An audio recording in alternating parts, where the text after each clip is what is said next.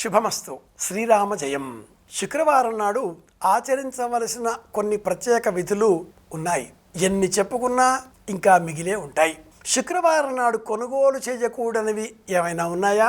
శుక్రవారం పసుపు ఇతరులకు దానంగా చేబదులుగా ఇవ్వకూడదా?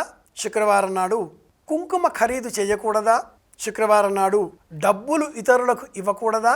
శుక్రవారం నాడు ఇతరులు ఇచ్చే డబ్బు మనం తీసుకోకూడదా? అసలు శుక్రవారం నాడు చేయవలసినవి ఏవి, చేయకూడనివి ఏవి? శుక్రవారం నాడు చేయవలసినవి తలంటుకోవడం, ఇంటిలో పూజాగ్రహాన్ని శుభ్రపరచుకోవడం, దీపారాధన చేయడం, గుమ్మం వాకిలిని శుభ్రంగా రక్షించుకోవడం, చిన్నారి బాలబాలికలను కోపగించుకొనకపోవడం, ఎవరిపైన కోపాన్ని ప్రదర్శించకపోవడం, ఇవి ప్రధానమైనవి. లోకంలో కొన్ని అపోహలు ఈనాటి కాలంలో విరివిగా వెళ్ళిపోతున్నాయి. శుక్రవారం నాడు నిరభ్యంతరంగా పసుపు కొనుగోలు చేయవచ్చు. ప్రదోష సమయంలో మహిళలకు పసుపు కుంకుమలను అందించవచ్చు. పసుపు కుంకుమలను శుక్రవారం నాడు కొనుగోలు చేసిన మహిళలకు బహుమానంగా అందించిన మహాలక్ష్మి అనుగ్రహం మనకు లభిస్తుంది. శుక్రవారం నాడు తప్పనిసరిగా చేయవలసిన మరికొన్ని విధులలో డబ్బు ఉన్న ఎడల బంగారం కొనుగోలు చేయవచ్చు, నూతన వస్త్రాలు కొనుగోలు చేయవచ్చు, ఇతరుల ఇండ్లకు మనం నిరభ్యంతరంగా వెళ్ళవచ్చు. అలాగే ఇతరులను మన ఇంటికి ఆహ్వానించి దీపాన్ని వెలిగించి వారికి దీపదానం బహుమానంగా అందించవచ్చు. బెల్లం, శనగలు ఈ మిశ్రమాన్ని అమ్మవారికి నివేదనగా సమర్పించి అందరికీ వితరణ చేయవచ్చు. సాయంత్రం వేళ అందరూ కూర్చొని సమష్టిగా లక్ష్మీ సహస్రనామావళి, అష్టోత్తర శతనామావళి పారాయణ చేయవచ్చు. లక్ష్మీ అష్టోత్తర పారాయణ అద్భుతమైన ప్రయోజనాన్ని ఇస్తుంది. శుక్రవారం నాటి లలిత సహస్రనామ పారాయణ ఎంత ప్రయోజనాన్ని ఇస్తుందో అంత ఇబ్బంది పెడుతుంది. ఎందుకంటే నామపారాయణలో, లలిత సహస్రనామ పారాయణలో నేటి కాలంలో పలువురు అనేక దోషాలు చెబుతున్నారు.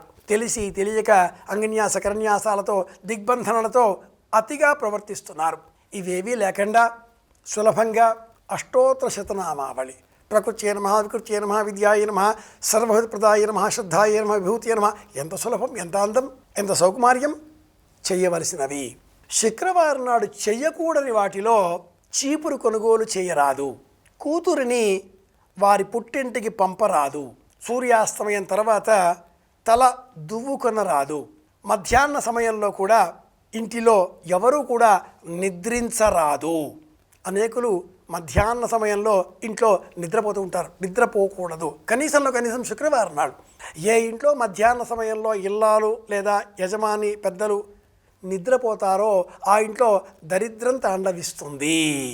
శుక్రవారం నాడు ఇతరులకు ఉప్పు చేబదులుగా అందించరాదు, ఉప్పు కొనుగోలు చెయ్యరాదు. ఇలాంటి కొన్ని నియమాలు జ్ఞాపకం పెట్టుకుంటే శుక్రవారం చేయకూడనివి, చేయవలసినవి రెండింటి వివరాలను మనం తెలుసుకున్నాం కనుక అనుసరిస్తే సంపూర్ణమైన లక్ష్మి అనుగ్రహం మనకు లభిస్తుంది. ఇవన్నీ పాటించినా పాటించకపోయినా ప్రదోష సమయంలో సాయంత్రం వేళ ఇంట్లో సూర్యాస్తమయం కాకంటే పూర్వమే దీపారాధన చేసి దీపాన్ని వెలిగించి పసుపు కుంకుమల చేత ఆ దీపాన్ని అలంకరింపజేసి రెండు చేతులు జోడించి మహాదేవ్యై చ విద్మహే విష్ణుపత్న్యై చ ధీమహి తన్నో లక్ష్మీ ప్రచోదయాత్, మహాలక్ష్మీ నమః, లక్ష్మీ నీ దయ అంటే చాలు ఆ ఇంట్లో వారందరికీ ఆరోగ్యం చేకూరుతుంది. ఏ ఇంట్లో శక్తి స్వరూపిణి లక్ష్మీదేవి ఇల్లాలుగా, అమ్మగా, కూతురిగా, చెల్లెలిగా, అక్కగా నివసిస్తుందో, ఏ ఇంట్లో నివసించే ఈ మహిళా శక్తి కంట కన్నీరు పెడుతుందో ఆ ఇంట్లో లక్ష్మి ఉండదు.